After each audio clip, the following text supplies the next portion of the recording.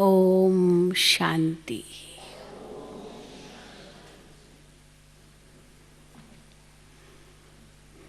I have been given a very lovely, interesting, deep, special topic to speak on. Experiencing God as the Purifier.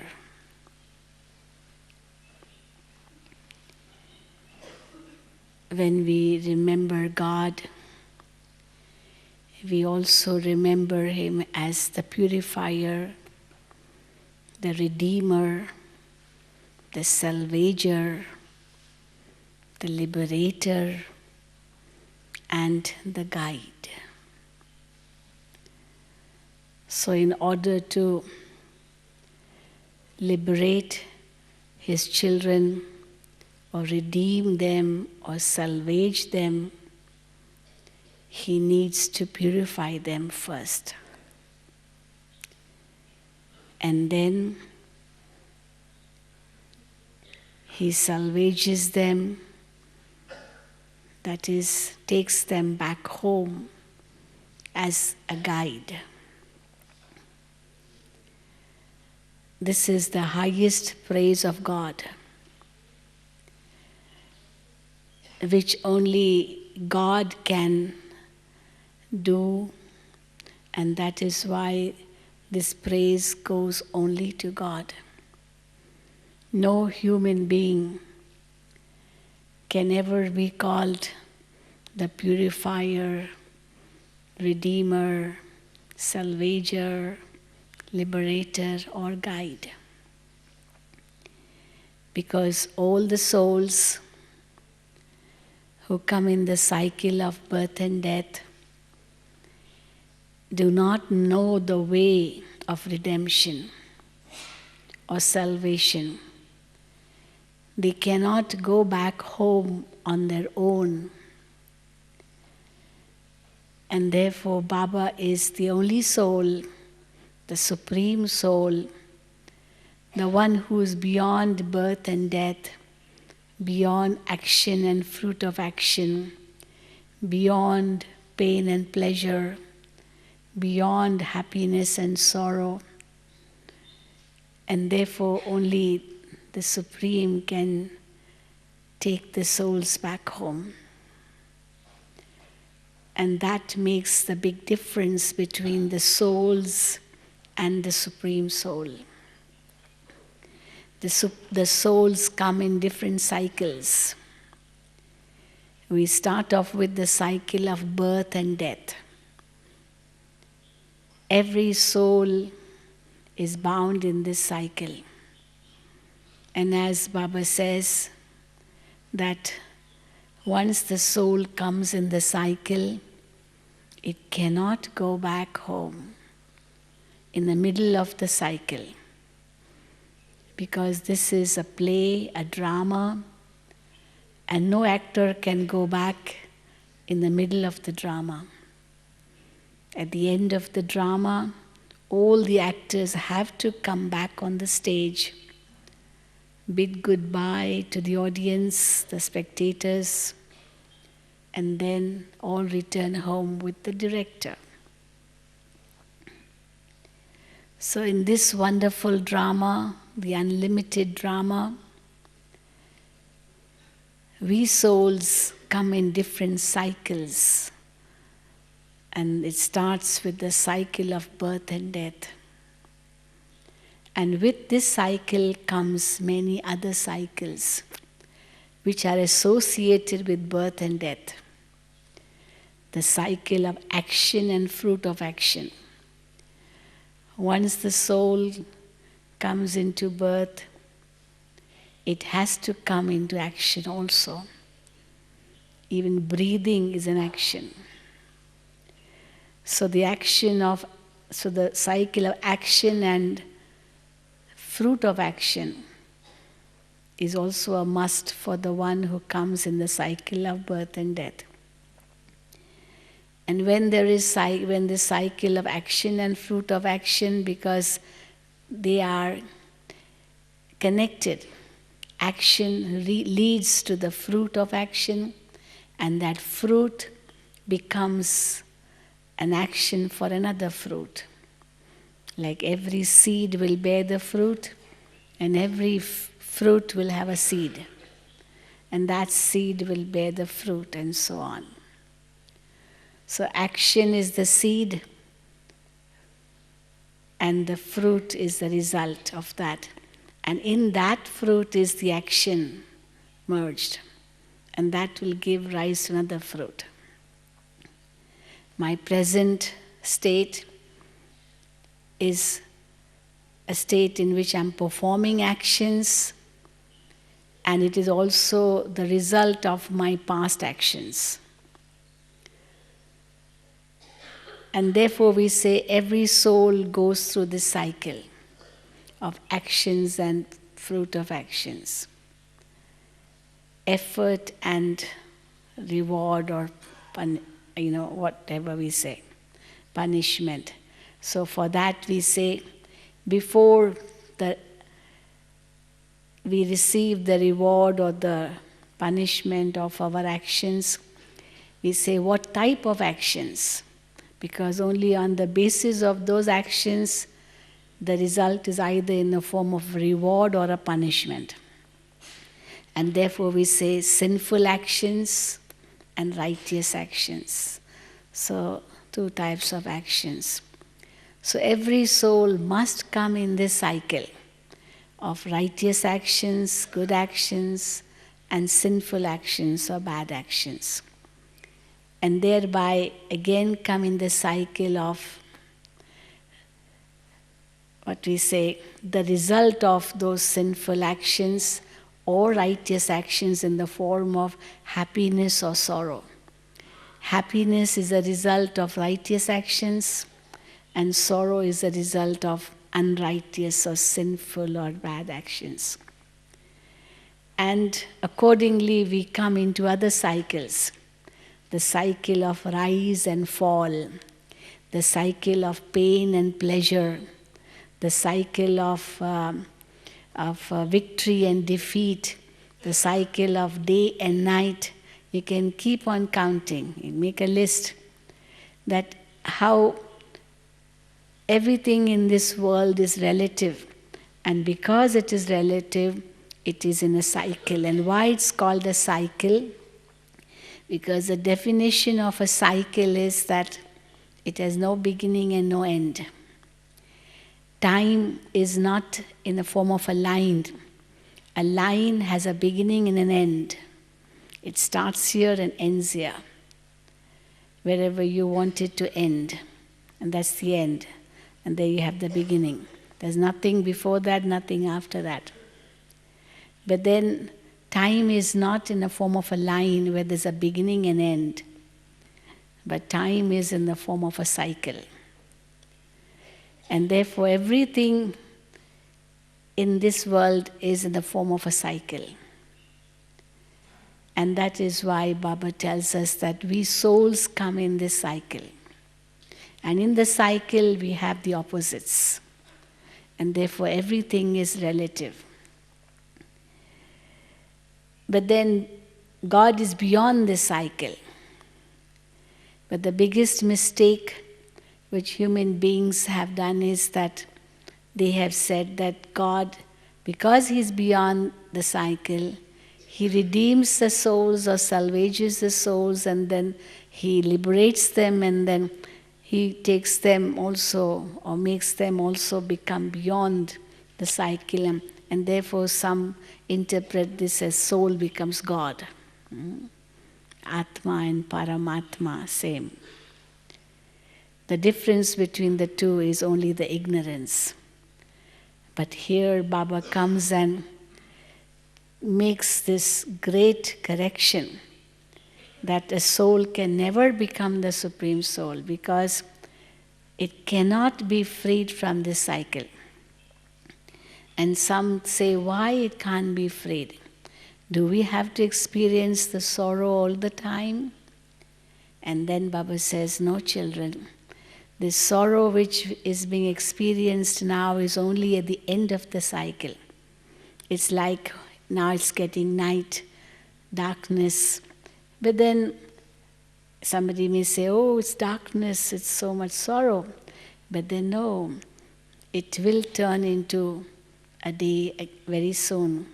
So this darkness is not forever. And therefore we have that patience to wait for the day to come, because we know that night has to follow the day. And therefore God tells us the secrets of His creation. But then He also tells us the secret of how to overcome the sorrows. And that is the knowledge of eternity, the knowledge of nothing is new, the knowledge of how to be a good, detached observer, how to be immune or to be unattracted, and to consider everything to be as a game. A player, if he thinks that he may be defeated if he plays, and therefore he doesn't want to play because he might be defeated, he is not considered to be a player. He will be a coward. He's a coward. A player means the one who has to play, and victory and defeat are part of the play. If there's defeat now, it doesn't mean it will be defeat forever. There can be victory again, why not? And therefore we have to keep on making the effort. So victory is inevitable, but defeat is also inevitable, and we know it beforehand, and therefore there's no need to experience sorrow because of the defeat. And therefore this is the knowledge or the philosophy or the spirituality which Baba gives us, the secrets of His creation. And then He tells us that now, children, the time has come for the redemption. In the middle of the cycle, many souls came to support the cycle, to help the world in the form of prophet souls. They came and gave the spiritual teachings which were the need of the hour, which were needed at that time in order to make the world go on. But now the time has come when it is a huge, drastic change, the transformational period. Before it was just the transitional period. There's a big difference between transitional period and transformational period. In transition, it's just a little bit, just like you're in transit. You go through a country and you're only in transit there. But then you don't stay there for long. Your destination is different. You are just in transit. And therefore we say the transitional period in the whole cycle, golden age to silver age to copper age to iron age. And between the two ages there is the confluence age, after every age. But those ages are the transitional period. But now it is the transformational period, when there's a huge drastic change. So just like when the night has to become day again, the sun is needed. And therefore God is called the sun of knowledge. When the sun rises, not only the darkness disappears, but also all the germs, the bacteria, the viruses, all the impurities, they also finish. The sun destroys all the unwanted things. And therefore God is also called the sun of knowledge, because the sun purifies.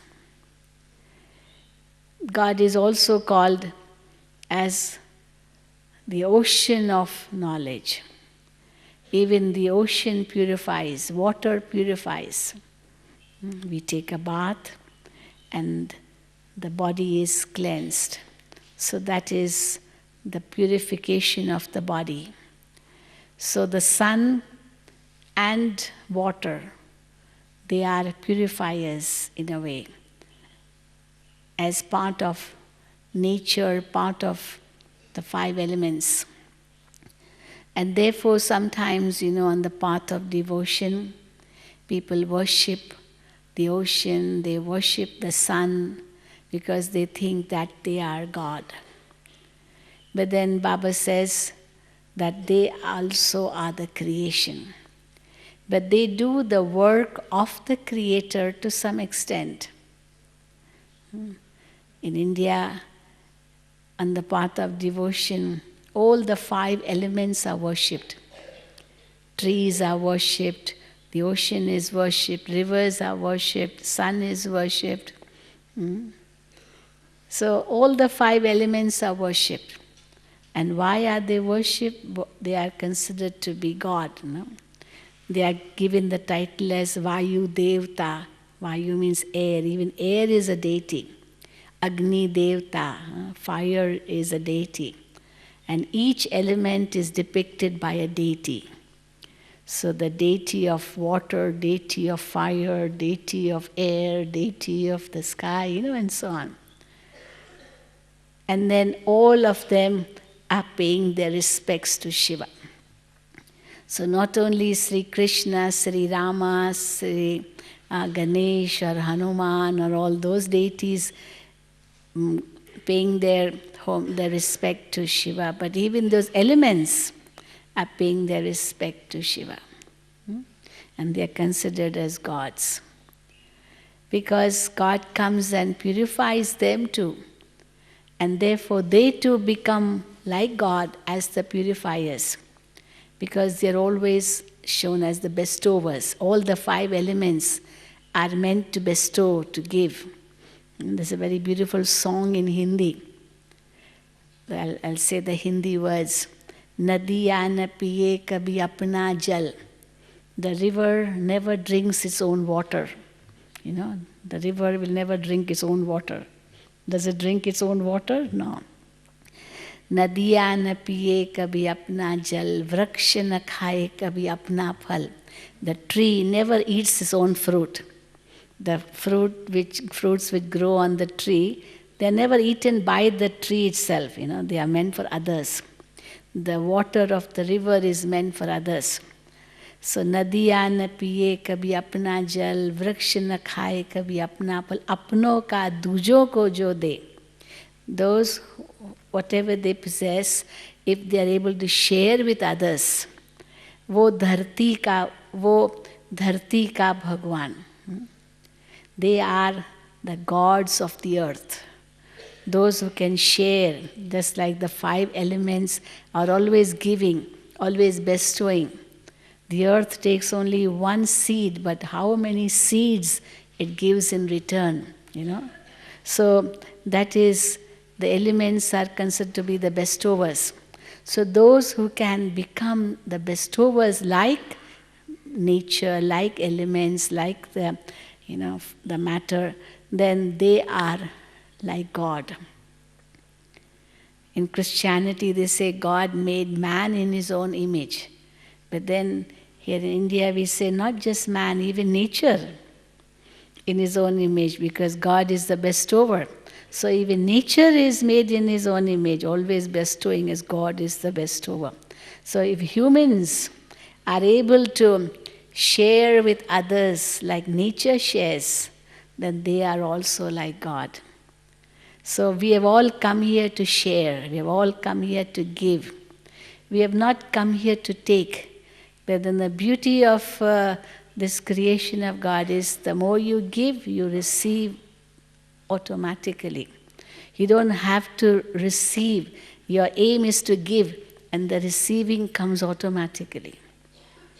And therefore, there is a big difference between devils and deities. The deities will say, what is mine is also yours. So I will say the same, you will say the same, whatever is mine is yours. You will say whatever is mine is yours. But the devils will say, whatever is mine, and yours is also mine.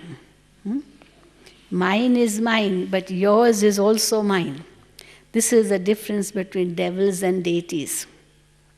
That's why they tell a story. I think this is sure told in every religion. The difference between devils and deities. That how God once invited, the devils were always very jealous of the deities. And they used to say, why only deities are invited to heaven, gods only invited to heaven? Why aren't the devils invited to heaven? So they complained to God that we also should be invited to heaven. So God said, okay, I will invite you all, and he kept a big feast. And in one room, the deities were to be fed, in the other room, the devils were to be fed. And he put a condition. The condition was for both. It was the same, no partiality. The condition was that don't bend your elbow. Eat as much as you want. There won't be any restriction. Eat to your heart's content, but don't bend your elbow. You know the story after that. And the devils were told this, the deities were also told this, and the feast was there, but then the devils didn't know how to eat without bending their elbow. And what they did, there are many stories of this, that how the devils, they started fighting, because they wanted to eat, but then God, he tied maybe a big stick on their hands so that they couldn't bend. Otherwise, they would hide and eat. So a big stick was tied to their hands so that they couldn't bend their elbows. And what they did, some of them, they flung the laddus and the sweets and whatever in the air and opened their mouth wide and their hands like this, trying to get that sweet in their mouth. In this way, they were pushing one another, throwing each other down, and they threw each other down, and also all those sweets, so whatever food there was, it all fell down. Ultimately, no one could eat anything. Everything was destroyed.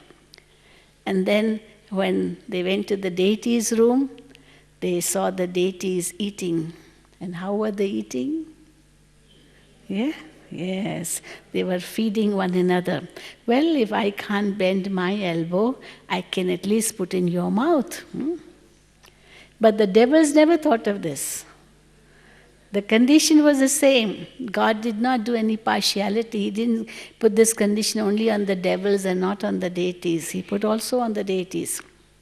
But the deities were clever. They knew that even if they could not bend their elbow, at least they could share it with others. And each one shared with the other, and thereby the deities, because of their love for one another, they didn't have any greed. It was love for one another, and therefore they could share, and everything was used in a worthwhile way. While for the devils, everything was destroyed. So Baba says this is the difference. But then the deities are not different from devils, because the souls are the same. The deities turn into devils. But then we don't stay devils forever, because we are truly in our pure form. Our original form is definitely very pure. We should all be residents of heaven. As Baba was saying today also, God is the heavenly God-Father. So if heavenly God-Father, God the Father, is the creator of heaven, then therefore as His children should be in heaven. But today we are not. So we don't blame God for that. But we don't blame anyone. We don't even blame ourselves. It's all part of the drama. And therefore, when God comes, He says, I first have to purify you. And how does God purify us? By making us incinerate all our vices, annihilate all the vices, absolve all the vices, the impurities. So 2 ways to purify. One is water purifies, and the other is fire purifies. Therefore, on the path of devotion, water is used and fire is used, For in every religion, they have the holy water. everywhere. So holy water is used for purification. And also they burn the light, the light, so maybe candle or lamp, whatever. So fire and water, these two are considered to be the purifiers. So Baba says they are actually the catalyst. They help in the purification. Actually, it's God who is the purifier. But then the yoga which God teaches, that acts like fire. Sometimes Baba says it is a fire of yoga, volcanic yoga. So Baba's remembrance is like a fire, which absolves all our sins and purifies. Or sometimes Baba says, I'm the ocean. So ocean means water, so purifier. Sometimes Baba says, I shower rain of knowledge, which purifies you. You come to Baba, you are like the clouds, and you fill yourselves with the rain of knowledge, and then go and shower on souls. So showering means water, and fire means something very powerful, very strong. So water cools and fire heats. So both these opposites are there. And fire and water, they are actually against one another. Water is evaporated with fire, and fire is extinguished with water. So in a way, both are opposite one another. But in another way, both are purifiers. Water finishes the fire, and fire finishes the water. And therefore, we say that actually God is remembered as the ocean and the sun. So when we experience Baba as the purifier, we realize in two ways, because purifier is either fire or water. So when we understand Baba as the purifier, we realize the might, the light and might of God. Because fire has two specialities. Light, it has heat. Light and heat. And then Baba says that you become double light. You are a form of light, and you also are light in weight. So Baba is also double light. And when we say light, means all the impurity is gone. All the impurity is gone. And therefore, when we become aware of the self as a pure soul, only then we can connect with the purifier. If I consider myself to be an impure soul, I cannot connect with the purifier. This is the big difference between, they say, spirituality and matter. In matter, unlike poles attract one another. North will attract south. North will repel north, North and north, if two magnets are brought together, if north is brought towards north, what will happen? The two magnets will repel. And if south is brought towards north, they'll immediately attract, go so close to each other.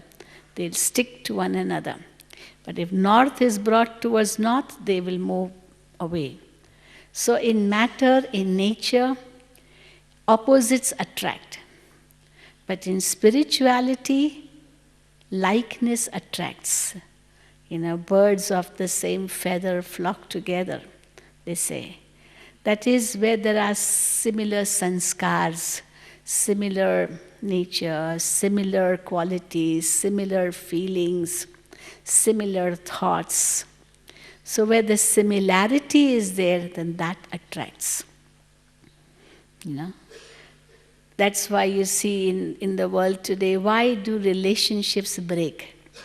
relationships are supposed to be like a big bond.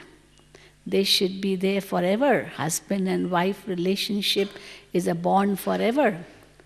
But then why do relationships break? Why are families broken?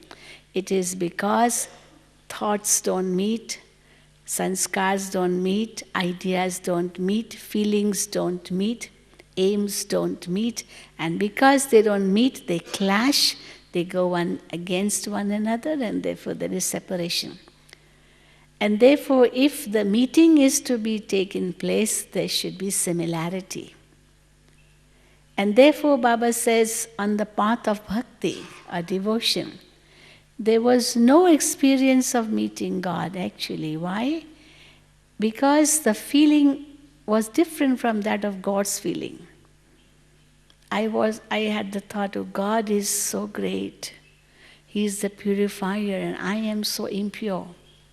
Well, if He's so great and I'm so bad, I'm so impure, I'm a sinner, how can I meet God? He's so pure. So only the one who's pure can meet the one who is the purifier. No, impure one can't meet the purifier. Now this is the big difference. The impure one cannot even go close to the purifier or to the pure one. The one who's a purifier is definitely very pure. No, who can go near the sun? Only that one who's very hot himself, itself. Only that one can go to near the sun. Nothing else can go near the sun. So God is the purifier, but then only the pure one can go close to that purifier. But then on the path of devotion, we had this thought that I am impure. On the path of devotion, I had the thought, I am this body. Now I am the body and God is incorporeal. Baba said in today's Murli, Baba likes this word, the English words, incorporeal. The Hindi word is nirakar.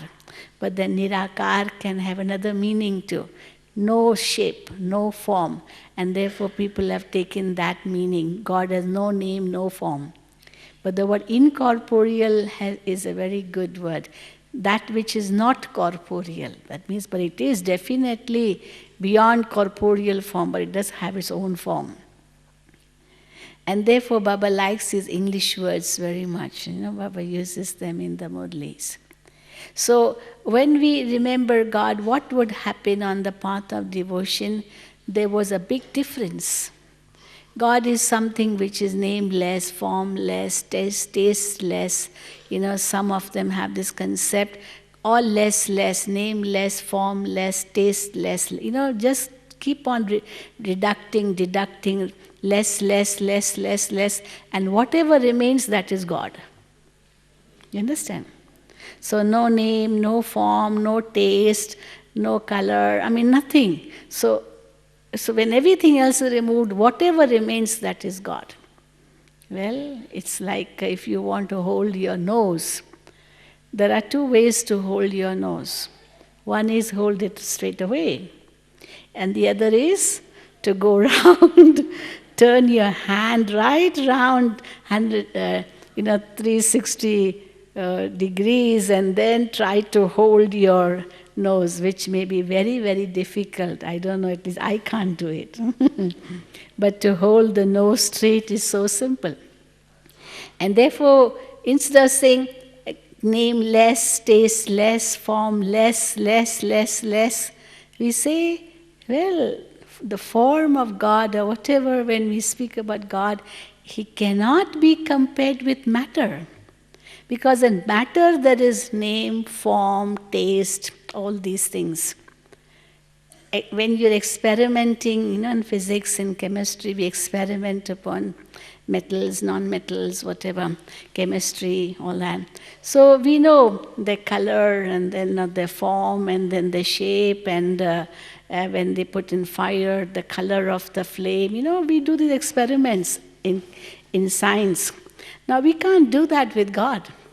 Some say if God exists, then Show it to us. Now, how do you show God? Do you experiment in a laboratory and show and say like A plus B equal to C? So join A and B and here is C, here is God. Can we do that? Because God always exists. But then how to experience that? And therefore you cannot even experiment it. You cannot measure it. How can you measure? It is unlimited. A point and infinity both cannot be measured. That's what we learn, don't we? A point is that which has no measurements. And infinity too has no measurements. But both exist without any measurement. Infinity, we say how it exists. We define infinity, the point, the place where two parallel lines meet. That's infinity. That's how we describe in mathematics. I studied science, so this is how we understand. So it still exists, and a point exists, although it doesn't have any measurement on a graph. It still exists. So both exist. A point exists, and infinity exists without any measurements. Otherwise, you'll say we need to measure it, we need to experiment with it, we need to do this, we need to do, and you can't do that with God. And we say, yes, that's the beauty of God. God is an ocean in a dot. So ocean is there and dot is also there. But that dot is infinitesimal dot having infinite qualities in that dot. So that is such a form which cannot be any physical form. A physical form can never be like that, a dot having infinity in it. And therefore we say nameless, formless, tasteless, all these things, all these pertain to matter. Name, form, taste. But then God's name and form are unique. They are beyond matter. And therefore Baba says that my name is such which is attributive name. You are not given an attributive name. In Shakespeare said, a rose can be called by any other name and yet it will give the same fragrance. So name doesn't matter at all. But then name does matter when we pertain it to God. Why? Because it's an attributive name, it's a qualitative name. All the qualities of God are experienced through that name. And therefore name has a big importance in Hindus and Sikhs' name, therefore chanting of the name. But then whose name? When we say Shiva, the Supreme, the Benefactor, the Purifier, the Redeemer, the word Shiva has all these meanings. The highest on high, the Supreme. So once I have understood who that Supreme is, then I'm able to connect. But that connection is possible when I become aware of myself also in that stage. But then people misinterpret this and they say soul and Supreme Soul are the same. So this is a very big mistake which has been committed, and therefore all, like Baba says, the whole cotton wool is now, everything is in a confused state. And Baba comes and clarifies that first. Children, there are many similarities between soul and Supreme Soul. The first similarity is that both are of same form. Point of light, the soul, and point of light, the Supreme Soul. Both are having similar forms. And therefore sometimes when somebody gets a vision, Baba says that how will they know whether it's a vision of soul or Supreme Soul? Because both are points of light. You can't know immediately. Secondly, both are residents of the soul world. We all belong to the soul world. We're not residents of this world. So this is a very big similarity. Father and children belong to the same home. We are not residents of this world. But what have they done on the path of bhakti? They have made God also reside in this world because they can't go up, and therefore they have made God also reside in this world by saying God is everywhere. We also say God is everywhere, but in a different way, that we are never alone. The moment I think of Baba, immediately I feel the presence of Baba. That means Baba is everywhere. But it's only in the form of a feeling. It's not in a form of a concept that God is everywhere. It's a feeling. Feeling is different from a concept. And once I've understood that the concept is that I have come from God and I have to return to God, immediately the feeling of going beyond comes, because I don't belong to this world. So same home, same form, same qualities. Whatever are the qualities of the Supreme Being are my qualities too. So this awareness, when it comes, we begin to realize that I am a pure soul coming in contact with the Purifier. And as I come in contact with the Purifier, the likeness attracts because I am pure too, and immediately I can feel that I'm being redeemed, I'm being salvaged, I'm purified, I'm totally free. I'm free from any pulls of matter or any bondages of this physical world, free even from the body. So Baba says the difference, the difference between prayer and meditation can be understood also in this way. On the path of devotion in prayers, we're always asking, always asking. We ask for many things. First of all, we ask for physical things. God, give me money, give me job, give me this, give me that, physical things. And here we say, don't ask for any physical things. Instead, if you want to experience God's love, think of what you already have from Him. Whatever you possess, it has been given to you by God. So feel that what you have has been given to you by that Supreme, and therefore the love for God will increase because you will begin to thank God. So the difference between thanking God and asking God. When you're asking, there is greed. When you're thanking, it's a feeling of gratitude. So a big difference. Don't ask, but just thank. Then some people say, I never ask for anything from God. I never ask. Then what do? They say, I just say to God, give me peace, give me love, give me happiness. I don't ask for physical things. I ask only for virtues. And Baba says, even that's not to be asked for. Supposing you ask for God, give me peace. How will God give you peace? How will God give you peace? Peace is not something to be just given in your hand and said, okay, here is peace. It's the nature of the self. So if I'm able to attain that nature of myself, I am at peace.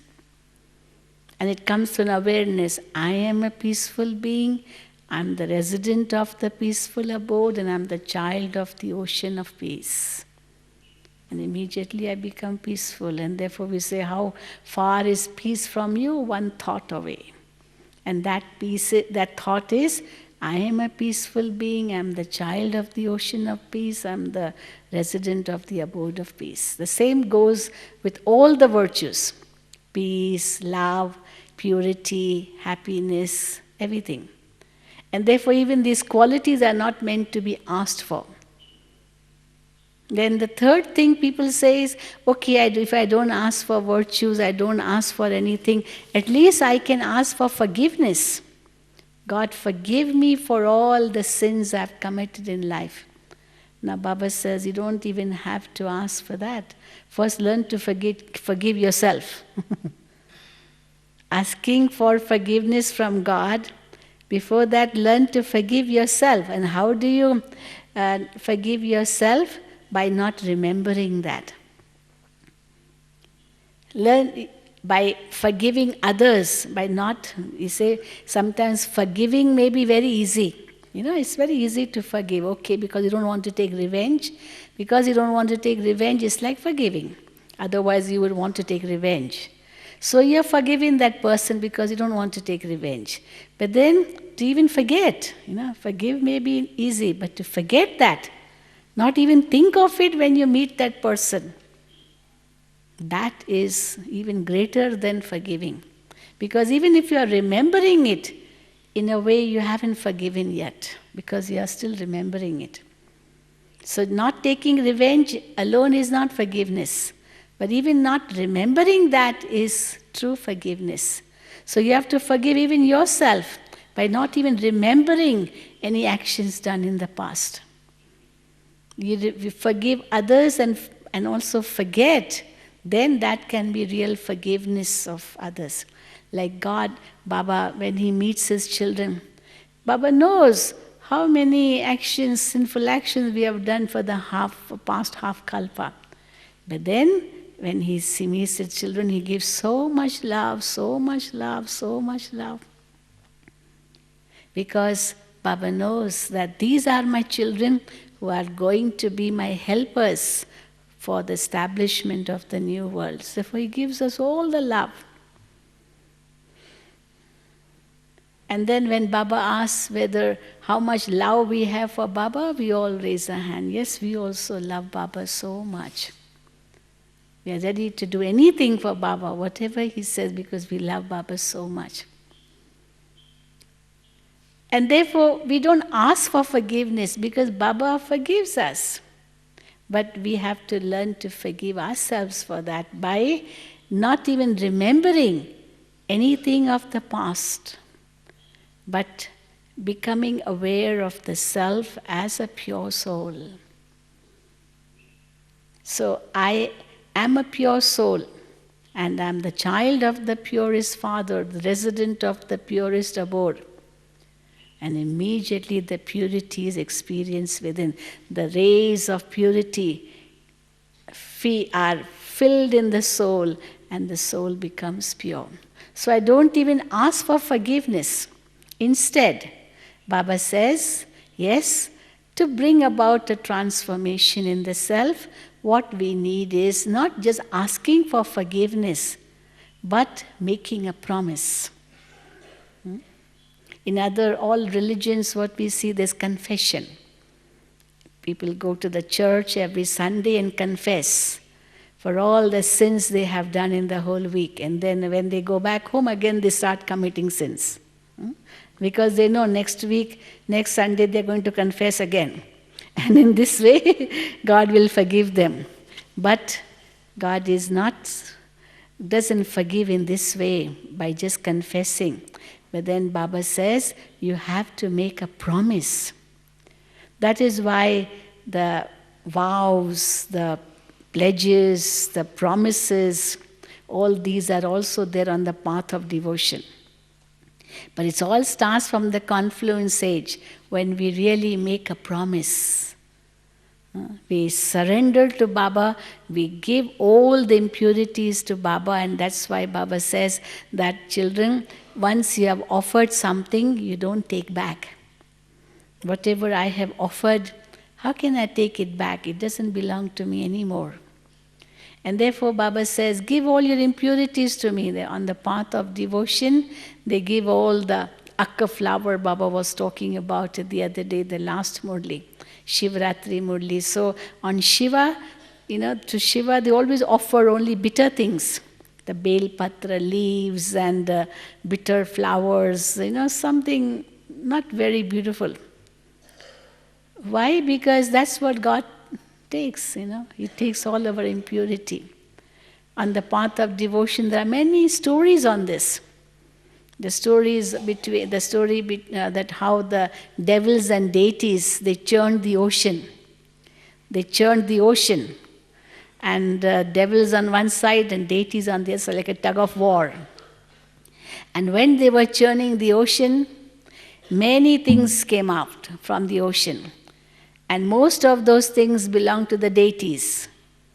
Horse came, elephant came, nectar came, urn came, many things, all beautiful things from the ocean, all for the deity side.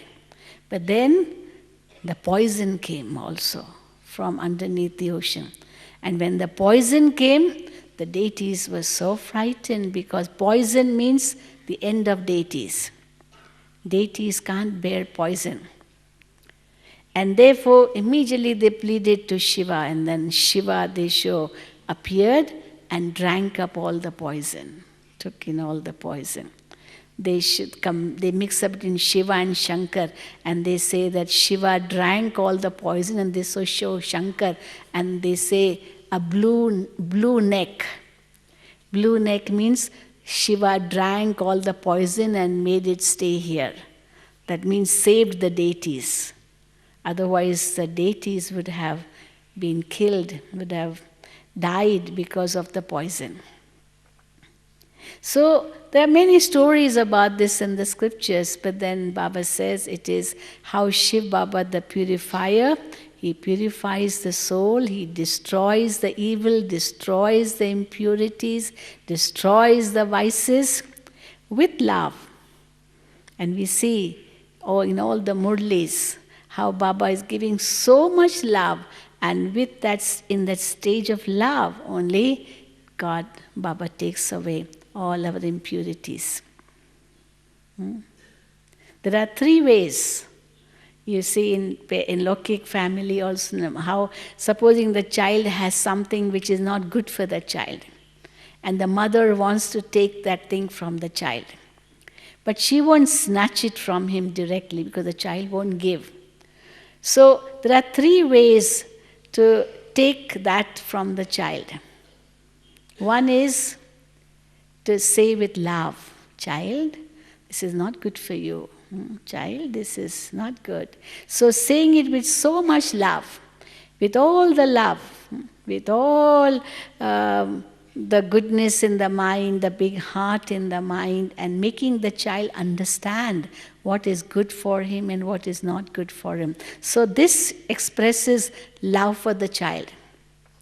So when the child understands that, yes, it is not good for me, it is bad for me, and therefore the child is ready to give to the mother. The mother will say, see child, this is dirty, chichi, chichi.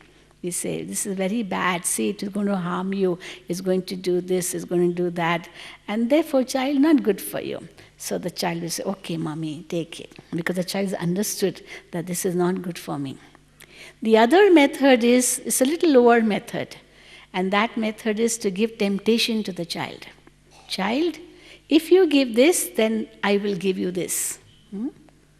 The child is told by the mother, if you get good marks, I will give you this gift. So it's like tempting the child. Wanting to give something else if the child is able to part with what he already has. But the mother will give only after the child has parted with what it has, and then say, I'll give you this, but you give that first to me, what you have. Then I will give you this. Then the child compares. This what I have, whether this is good or what my mother is going to give me, that is good. So the child compares. And then the child will say, okay, mommy, take, and then takes what the mother has. So Baba also tempts us. Children, if you conquer the vices, then I will give you heaven. You'll become the masters of heaven. You will rule in heaven. You will do this, you will do that. Baba talks about heaven in such a way. That's a temptation, no? Isn't it a temptation? Some people say that you people give up greed. Then why do you have greed for heaven? Even that is greed, no? Why do you have greed for heaven? You say, well, God is the heavenly God Father. Though it's not greed. It is benefit for the whole world, because the whole world will become heaven, not alone me. Only I will not go to heaven. The whole world will go to heaven. Many sannyasis tell this to us, that you talk about heaven and you'll go to heaven. But then we talk about liberation, moksha, mukti, salvation. We don't want to come back in this world. We say, well, that is your selfishness. You only talk about salvation, mukti, and you want to be liberated. You don't want to come back in this world of sorrow, and you are liberated. But what about the poor people of the world? How will they be liberated? You are liberated, okay. So you're thinking only about yourself, that's selfishness. But we are thinking about the whole world. We want to change the whole world and make it a heaven. So is that greed or yours is greed? Those who talk only about salvation for the self, liberation for the self, is that greed and selfishness, or is talking about heaven and becoming masters of heaven as greed? Which is greed? If I'm talking only about myself, I want to be salvaged, I want to be freed, I don't want sorrow. So I'm talking only about myself, but I want the whole world to be liberated from sorrow. So this is the second way Baba helps us to change, because Baba tempts us, and that is one way also for transformation. And the third is, if the child is not ready to give up what it has, and the mother knows is bad for the child, so the third method is, it will maybe get angry with the child, scold the child, or also even threaten the child. The child, if you don't give it up, you will be punished. You will be punished. So Baba takes that method also, doesn't he? He says, children, if you don't give up your vices, if you don't become pure, you will be punished. Dharamraj is my right hand. Baba always talks about Dharamraj. God doesn't punish, but then God's right hand, Dharamraj, punishes. So who is Dharamraj actually? Just like Baba says, I come according to drama. So drama, who is to be blamed? Drama. So Dharamraj, the one who punishes. God never punishes. God is always the purifier. But Dharamraj, the right hand of God. But this is a way of making the children become pure. At least they are afraid, they are frightened that if they don't become pure on their own, Dharamraj is there to purify them. It's just like somebody goes abroad and gets, drugs and illegal things and wants to come back into the country. But how will the country allow him to bring all those things inside the country? So at the customs, he's caught. So not only are those drugs or whatever illegal things he has brought or whatever, they are confiscated, but along with the confiscation, the person is also penalized. He has to pay a lot of penalty. So the thing is taken away, penalty is there, and thirdly, he's also punished in the form of he's imprisoned. So what he brought, which was illegal, is snatched away automatically, is taken away. He can't take it into the country. And he has to, whatever he had of his own, even that he has to pay as a penalty. So then too his pocket is emptied. And thirdly, he is not allowed to be like an ordinary citizen. He is put into prison. His freedom is lost too.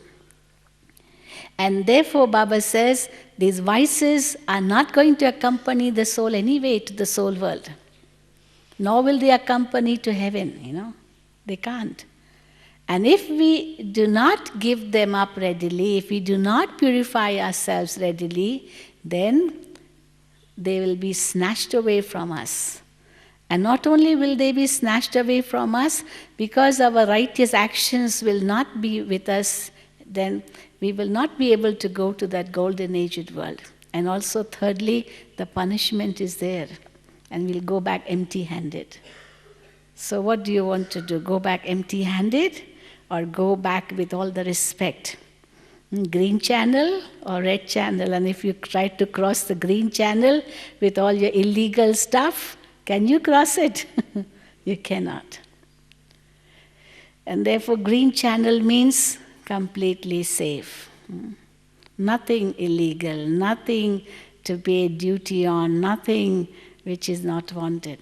But all the righteous actions, the gifts which God has given to us, we take that, the pure thoughts, the pure feelings, the pure actions, and the soul is able to go back with respect. So that's how we have to return and experience God as the purifier. Okay? Yes? So now let us experience this through meditation. Om Shanti.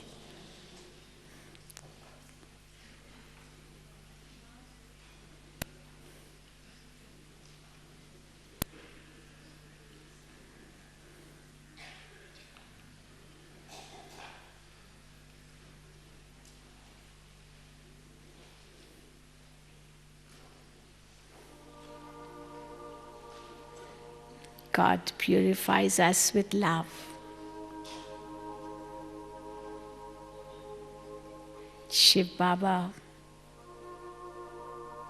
is the purifier.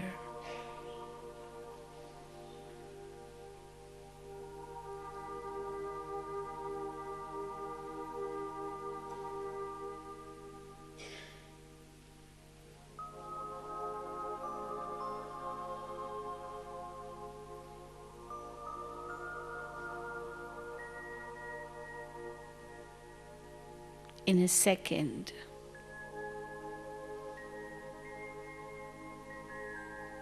I am able to go beyond.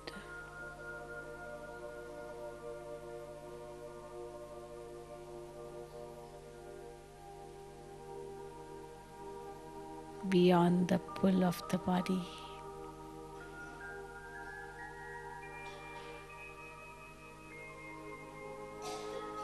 Beyond the pull of physical attractions.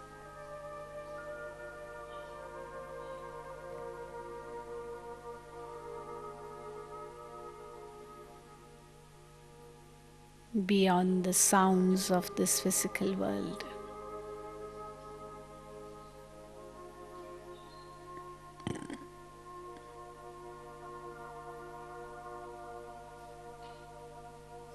And be in company of the purifier.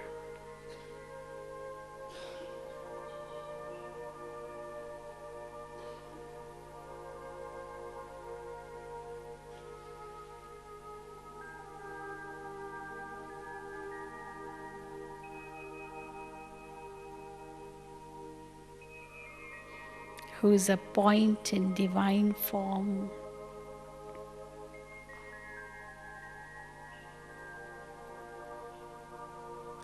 And an ocean in all his qualities. Fathomless, infinite, unlimited.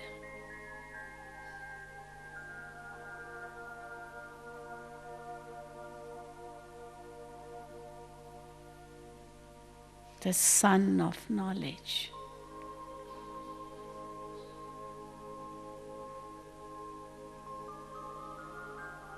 The ocean of purity.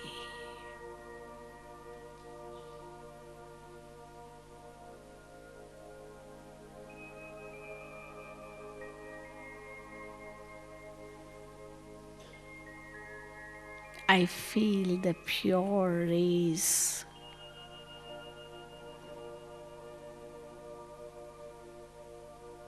coming from that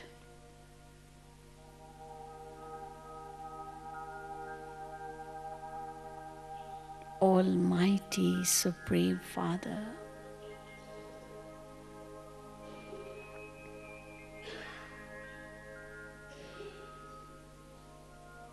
And I bathe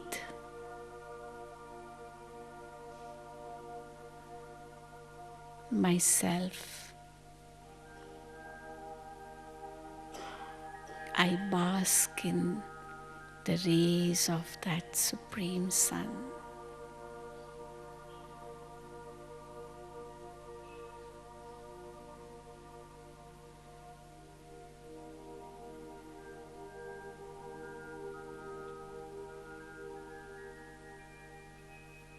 I feel so pure.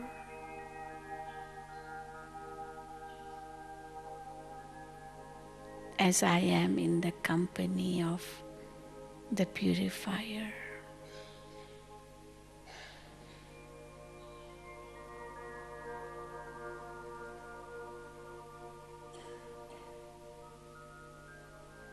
I feel so clean.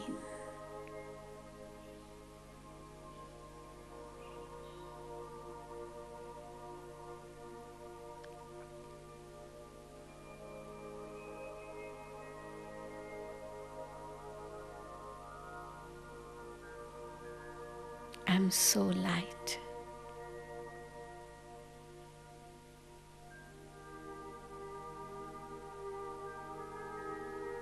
Completely free.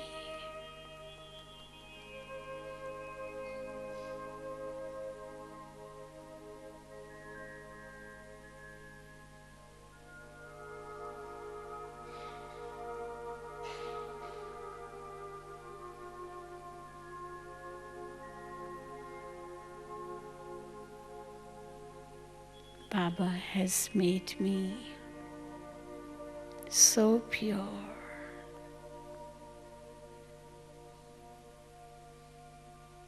I'm a pure soul.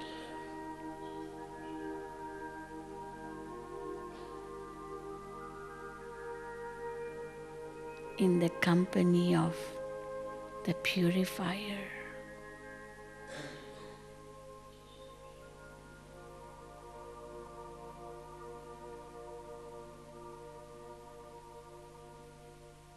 In the purest world, the soul world.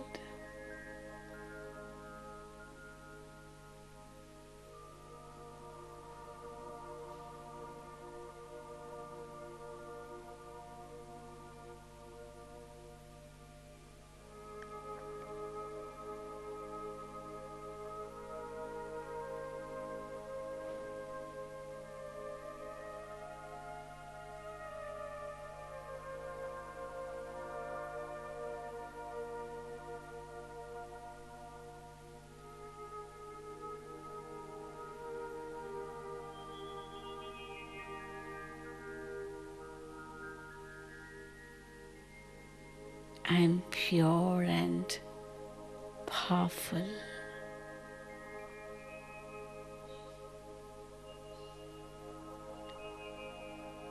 Clean and clear.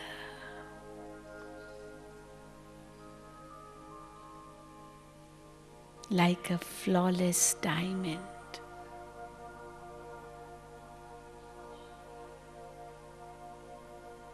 Shining like Baba.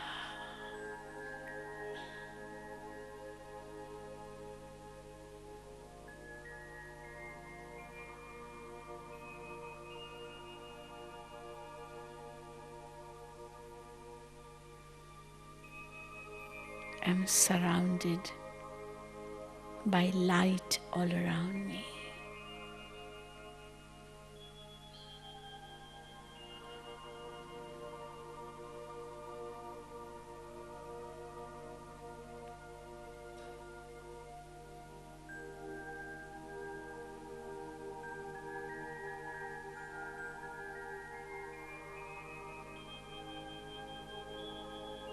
Under Baba's care and protection,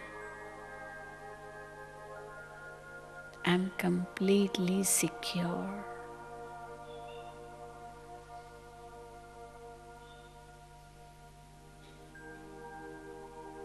I'm eternal.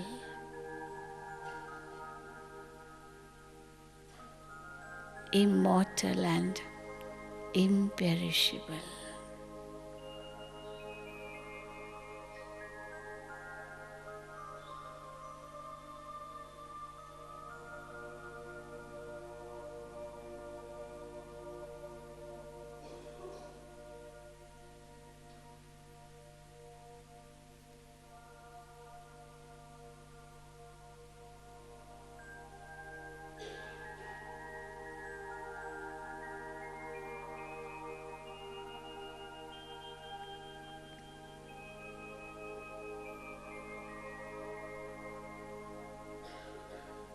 Purity is my birthright.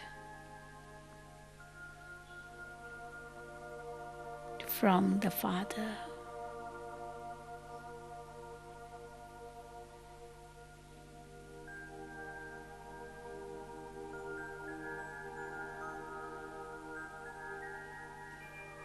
I was pure. I am pure.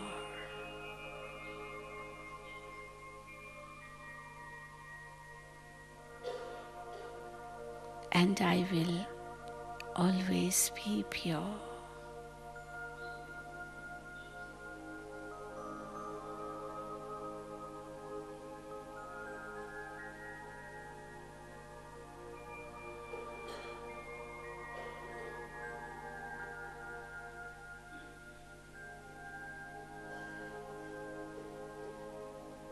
Sweetest Baba, now I have come to know my true form, my true state of being.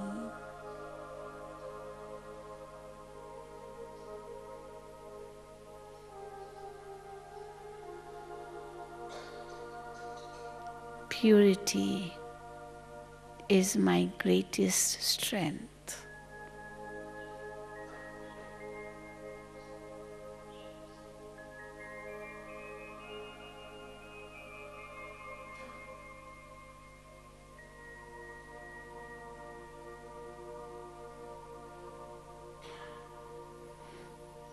No vices can attract me anymore.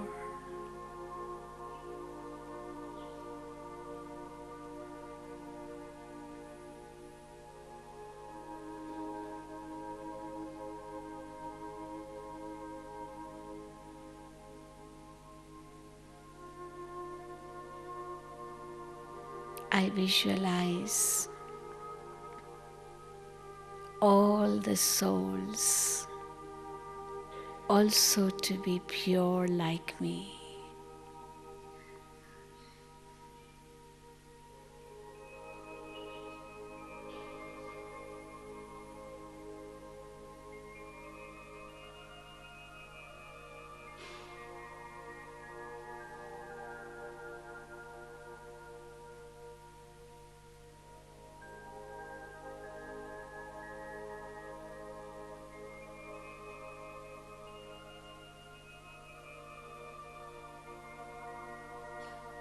In Baba's company, I find so much comfort and solace.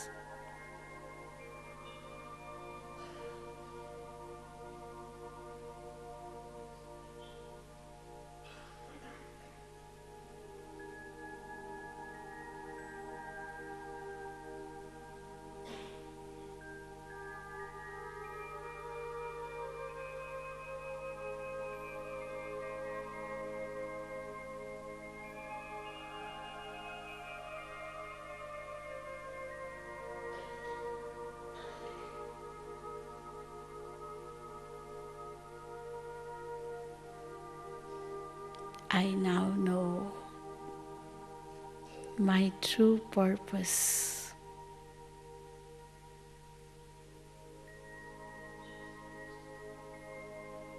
I also know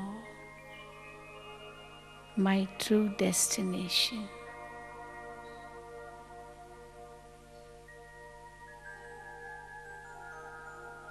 I know what I have to do now.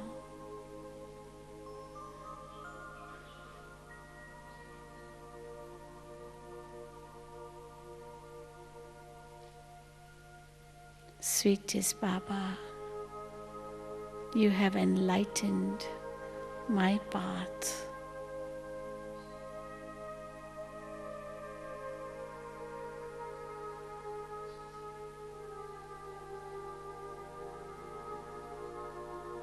In what way to thank you, Baba?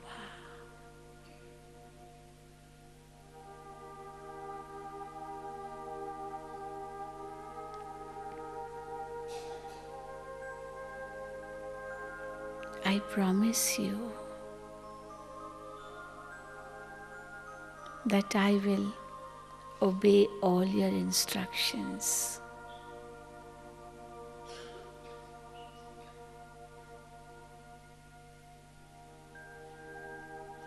as I know that only in it I am benefited.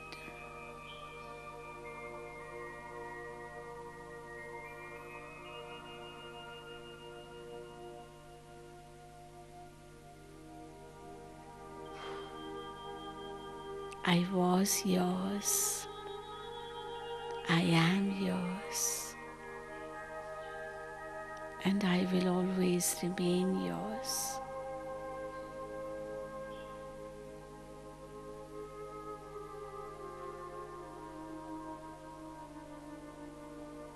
You are my Supreme Mother, Father, Teacher and Sadguru.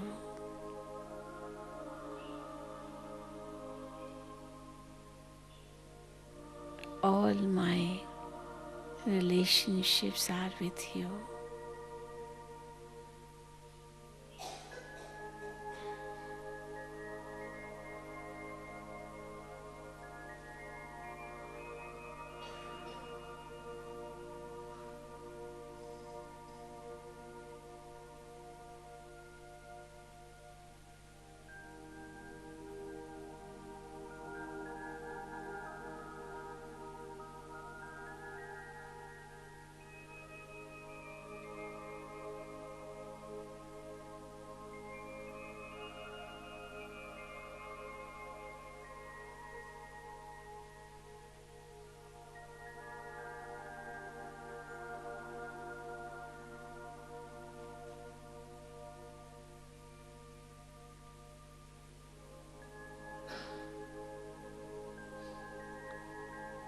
I promise you, Baba,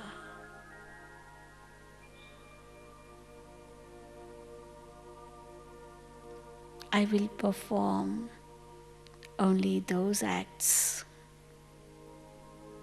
which will glorify you.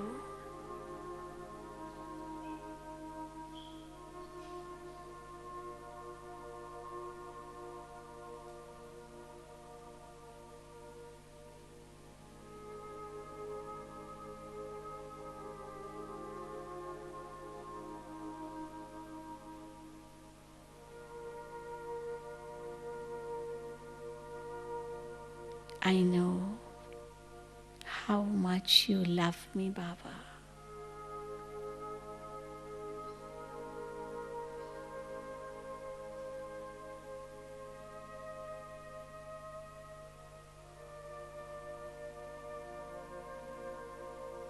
Your love is so altruistic.